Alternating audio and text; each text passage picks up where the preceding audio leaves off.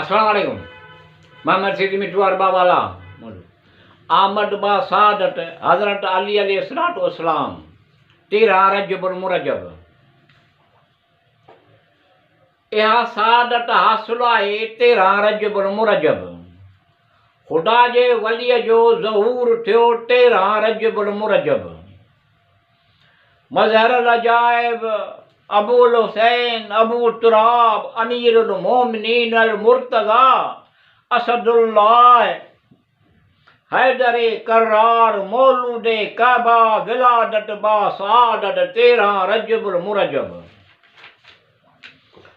खुदा जे घर काबतुल्लाह में अहिड़ी तरह दुनिया में, खुदा जे घर काबतुल्लाह में अहिड़ी तरह दुनिया में उन जो ज़हूर मुकम्मल थियो तो 13 रजबुल मुरजब। खुदा जे हबीब जिन जो फरमान आहे त आऊं ऐं अली हिक नूर जा 2 हिस्सा आहियूं 13 रजबुल मुरजब।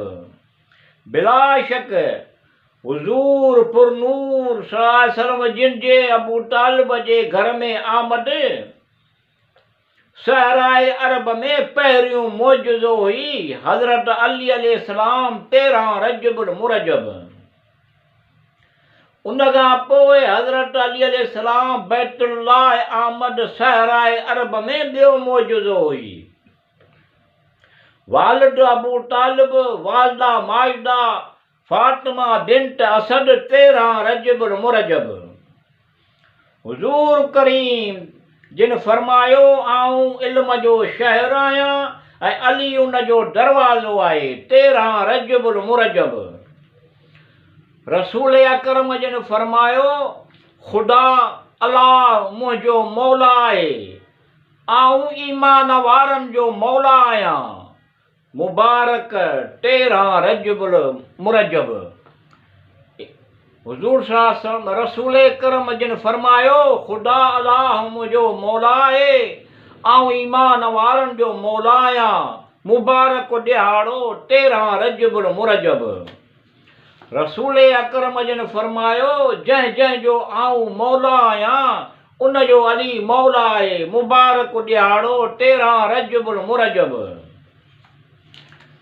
हैदर जे हुबदारनि खे या दैवते फ़िकुर ॾिए ठो हैदर जे हुबदारनि खे या दैवते फ़िकुर ॾे ठो त पंहिंजे हाडी ऐं पेशवा जे ॾसियल वाट ते गामज़न थियण जी कोशिश बि कई आहे 13 रजबुल मुरजब।